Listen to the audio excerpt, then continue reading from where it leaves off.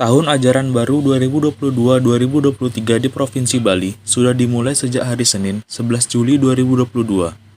Setelah menuntaskan penerimaan peserta didik baru, kini pemerintah harus menyelesaikan tugas baru, yakni mendata anak-anak yang putus sekolah.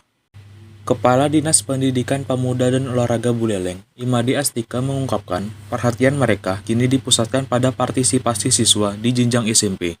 Dari hasil pendataan di Disdikpora Buleleng, ada ratusan siswa lulusan sekolah dasar yang tidak melanjutkan pendidikan ke jenjang SMP. Mengacu pada data di Disdikpora Buleleng pada tahun 2021-2022, jumlah lulusan SD mencapai 11.963 siswa. Sementara pada tahun ajaran 2022-2023, jumlah siswa baru di jenjang SMP hanya 11.523 orang. Itu artinya ada 440 orang lulusan SD yang diduga tidak melanjutkan pendidikan ke jenjang berikutnya. Astika mengatakan selisih data itu bisa disebabkan sejumlah hal. Yang pertama, ada siswa yang tidak melanjutkan pendidikan ke SMP. Kemungkinan kedua, ada siswa yang melanjutkan pendidikan di jenjang madrasah atau pondok pesantren di luar Bali. Ia mengatakan, Disdikpora telah menginstruksikan kepada seluruh kepala SD di Buleleng untuk menelusuri lulusan mereka, guna memastikan bahwa siswa itu benar-benar melanjutkan pendidikan ke jenjang berikutnya. Apabila ada yang tidak melanjutkan, maka pihaknya akan menggerakkan posko dropout. Tim Satgas yang disiagakan di posko dropout akan mengidentifikasi permasalahan siswa.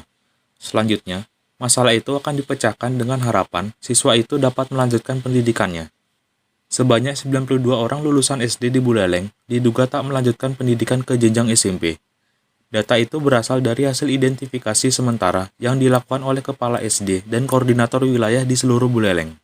Mengacu pada data yang dikeluarkan di Disdikpora Buleleng, 92 orang siswa itu berasal dari 40 sekolah yang berbeda. Alasan mereka tidak melanjutkan sebagian besar karena tidak ingin melanjutkan sekolah. Menurut Astika, pihaknya akan melakukan pendekatan secara personal pada anak-anak yang menolak sekolah. Pendekatan juga akan dilakukan pada orang tua yang bersangkutan. Pendekatan akan dilakukan selama sebulan ini, dengan harapan siswa-siswa tersebut bersedia bersekolah kembali. Astika menambahkan, tidak ada alasan tidak ada biaya, karena sekolah sudah ada dana BOS.